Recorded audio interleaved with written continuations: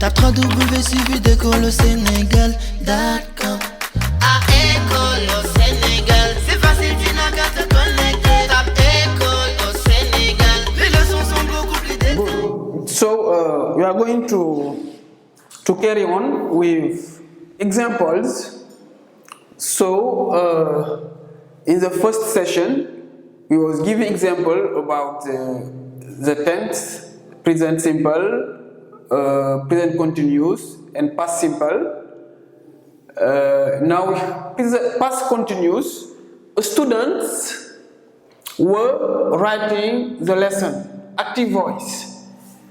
So we say the lesson was being written by students. Okay?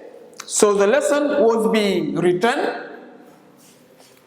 Students were writing. Students, you have S here, so you have were writing.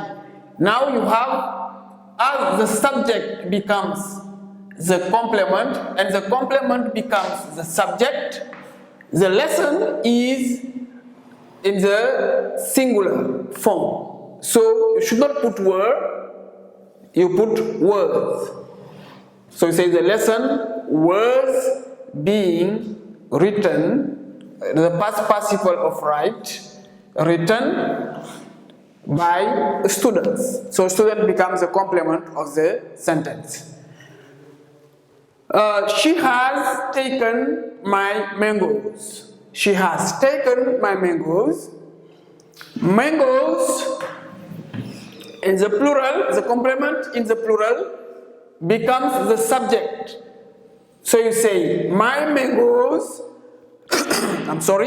my mangoes have, instead of she has, here you have mangoes in the plural, so you say, have been taken in the past participle, you maintain the past participle, taken, okay? This is the past perfect form, the present perfect form, So you have, she has taken my mangoes have been taken by her.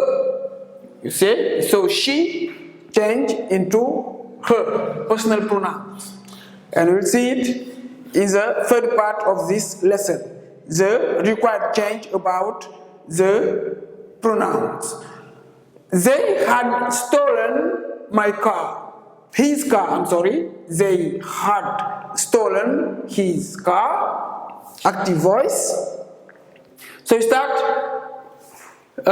his car, the complement of the active voice sentence. You will have here, it becomes the subject, his car.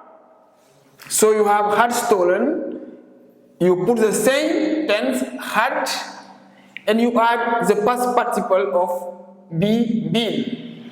Had been stolen by them. Okay, so in the perfect forms, you put the auxiliary have in the tense of the verb. Okay, you add to be in the past participle form and the past participle of the verbs. Okay, the past participle of the verbs in the sentence. So you have here, they had stolen, the past participle, the past perfect, they had stolen. So you should have here, had been stolen. Okay, so you add been in the past participle form, and you add the past participle of the sentence, of the verb. Now, the passive voice with will, Binta will call them. Binta will call them. Then, the complement becomes the subject, so it becomes they. Instead of saying them, you change them into they, as it becomes the subject. So you say, they will be called by Binta. Binta will call them. This pronoun change into the subject pronoun, object pronoun change into subject pronoun, and you have they will be called by Musa, and called should put it in the past participle form. So will is a feature. You have will plus be plus the past participle of the verb. Now we move to models. How we deal with model? You have the model sentence here. She must steal the money. She must steal the money.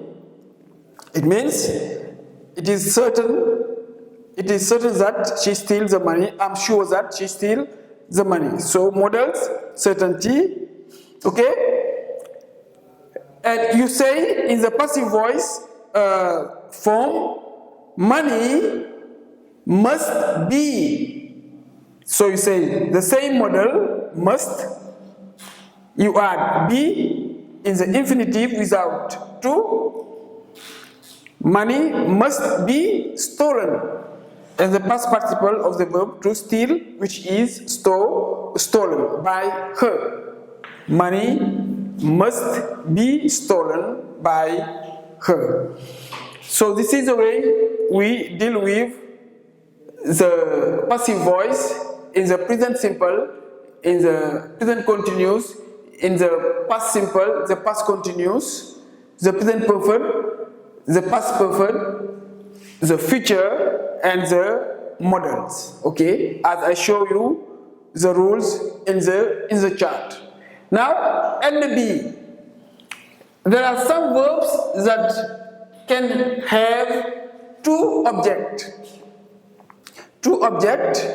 And if you turn them into the passive voice, you take one object as the subject, and the other object becomes the complement. And you can transform sentence into the passive voice in two ways. Okay? So you have, for example, here, those verbs are to teach, to tell, to show, to give, to write. Okay? With this verb, you can have two ways of passive voice in one sentence. Example say, they tell me the truth. They tell me the truth. The passive voice can be, the truth is told to me. The truth is told to me. One possibility. You have the second possibility. I am told the truth. Okay? I am told the truth. The truth is told to me, or you can say, I am told the truth. Okay? So you have two possibilities. You have me as object, and you have the truth. So you use these two objects to put the sentence in the passive voice. So me becomes I, and the truth remains the truth. So if you put the truth, you have to put the third person of singular plus the past participle of the verb.